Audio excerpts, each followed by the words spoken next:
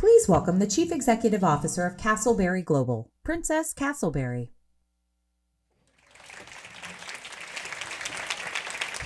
Good morning, everybody. So as you've heard several times now, my name is Princess Castleberry. I am a global speaker and a wellness and risk management expert. I have had the esteemed privilege of being included for the vast majority of my career. Now, when we hear that word included, what does it mean? It means that I have always been able to show up as myself, thrive in the workplaces, even when people in that workplace did not exactly look like me. And it made me start to think of something. It made me start to think about this idea of getting into my zone. And I started questioning, how did I get myself into this zone?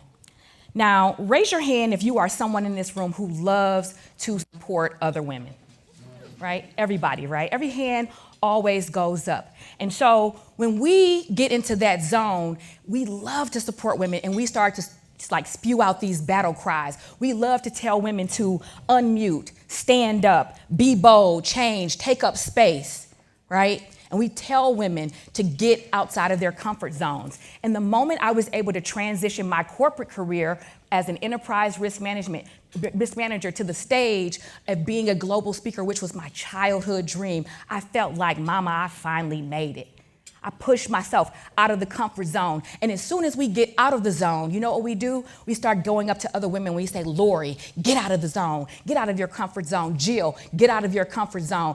Lauren, get out of your comfort zone. We start looking around and we start pushing each other and championing each other. And that genuinely, I believe, comes from a place of love. So as I started to rise and my star started to go up and people started to call my name, here comes Princess Castleberry, okay? Got the name from the husband. He's cute, isn't he? And I had to give him a shout out. And as I started to rise, I said, oh, wow, this feels amazing. It became a battle cry and a mantra. And then I realized there were some women that were with me and they started to look more and more like me. They were the loud talkers. They were the ones that knew how to consume the air, how to speak up for themselves. And I started to realize that there were a whole lot of women who were starting to shrink around me. And I realized that my battle cry, the same battle cry that lifted my boat, was the same battle cry that was diminishing other women unintentionally. I was diminishing somebody else's star. Now the world tells you, girl, don't worry about that. Don't let somebody hold you back. But this is about inclusion, and there is no one better to include women than other women, okay? So it just rang that question in my conscience. Are we further excluding women who have not yet found their voice by pushing them outside of that comfort zone? If you don't feel like you measure up, it's a hard pill to swallow when somebody tells you to unmute, speak up. You haven't even found your worth yet. What about those women, okay? Too many women, in my opinion, have never seen their comfort zone. They've never even seen it.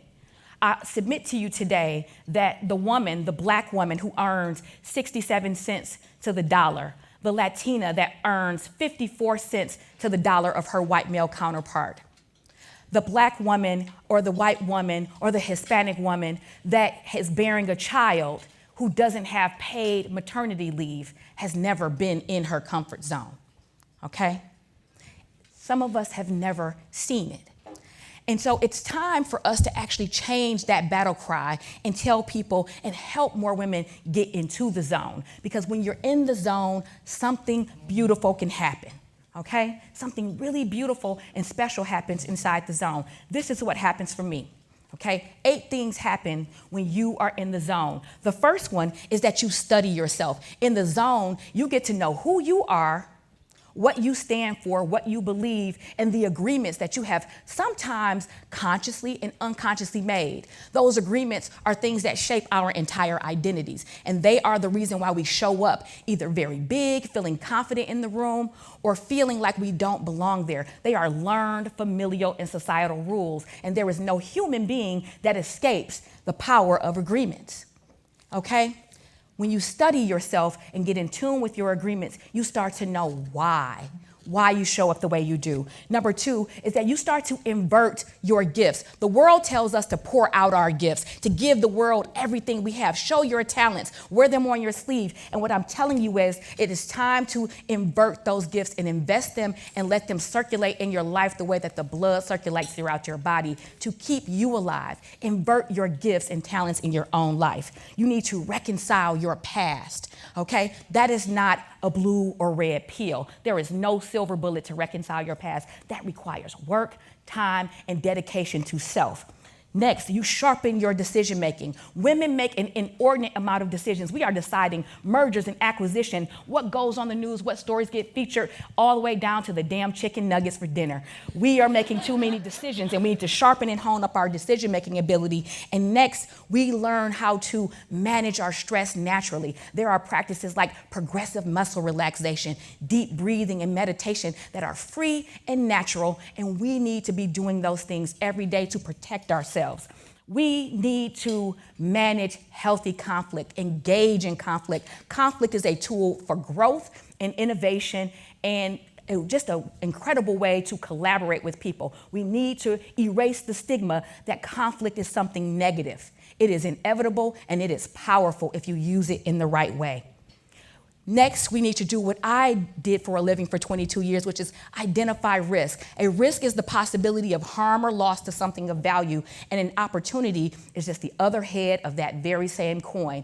There are so many opportunities right on the opposite side of your biggest fears. Start to identify your fears, get grounded in them, tie them back to one of your old agreements, and then work through them. And then last but not least, we are going to crush the scarcity mindset because we live in a world that God has created abundant. There is an abundant amount of time, energy, resource, and value in the world. And it does not matter if you are with a loudmouth, capitalist Capricorn like myself who knows how to get on center stage and take up a whole lot of space. It doesn't matter what other type of woman is in the room. When you are in the room, there is space for you, and that's how you do it. Thank you very much.